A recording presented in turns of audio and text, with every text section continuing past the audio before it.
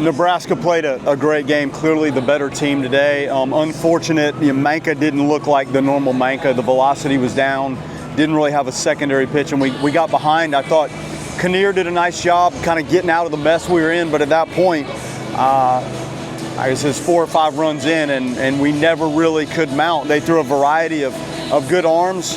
The quality of the at-bat was clearly not good enough. Again, a lot of strikeouts.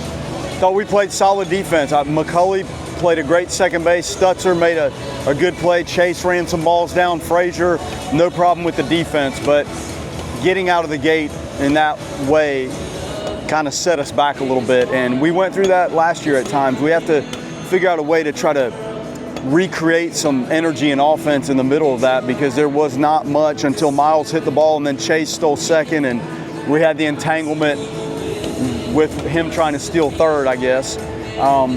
Tough, like not well played. They played great, and this tournament gives you that opportunity to see some really good teams. That team returned a ton of players. They're good. They're versatile. They're offensive. They're aggressive. They're mature. They played a great game. What went into the decision to use Beard out of the pen, and what did you see from the team? There was concern of how this was going to look and feel, and Mike and I agreed that maybe starting him, if it wasn't right, like put us in a little bit of a predicament. And we trusted Manka to give us 60 pitches.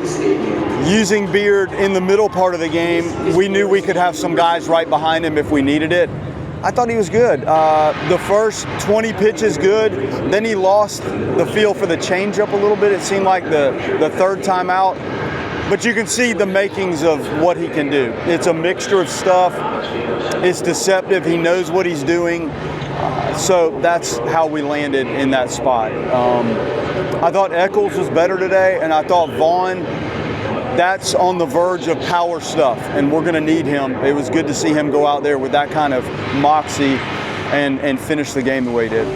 Approach-wise, where do you want to see this team adjust moving forward? Well, the variety of pitching you see from at-bat to at-bat in some cases, day-to-day, maturing and using some of the things we try to work on that are like your golf clubs. Like you pull a golf club out for a certain shot, the offensive approach, you have to align what you're looking to do in the lanes with really how you're being pitched.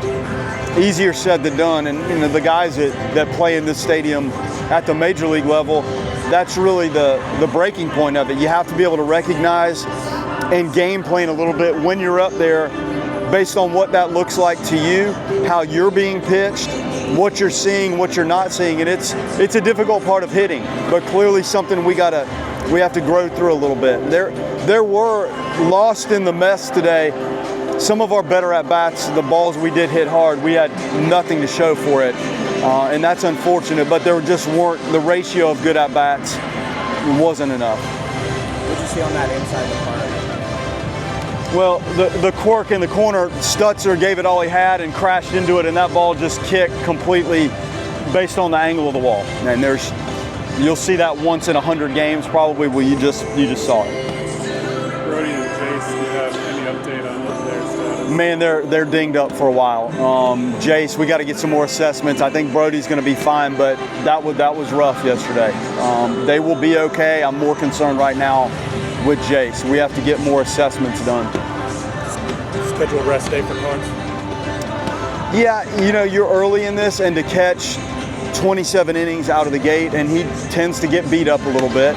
And Nate's experience and Fromelt does a really good job, and those guys deserve an opportunity to play too. So Carnes could have caught, but those other guys deserve a shot. They've been through a lot getting us to this point, and Fromelt's a very good catcher. You can see the calmness and the presence he has, so it was good to get him in the game. We want to get Putnam in that bat, and that seemed like the best way to go about it. You had an offensive explosion yesterday in the first inning, kind of. You get Bailey's home run, but outside of that, it feels like the bats have just not been able to either connect well or connect at all. How do you get that back going?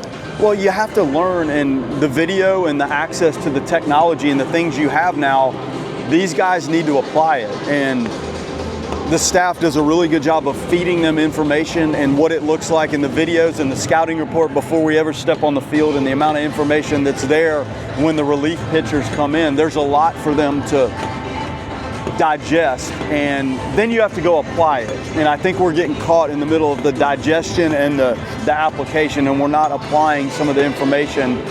Now, the pitch recognition, that's a whole different story. Like, if you don't recognize what's coming at you when the secondary pitches are in play, then it can be difficult.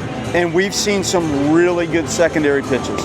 Good cutters, good sliders, good changeups. We've really seen it all, and it's a good experience. I know this is not pleasant, but you can't replicate this type of experience, and it'll help down the road.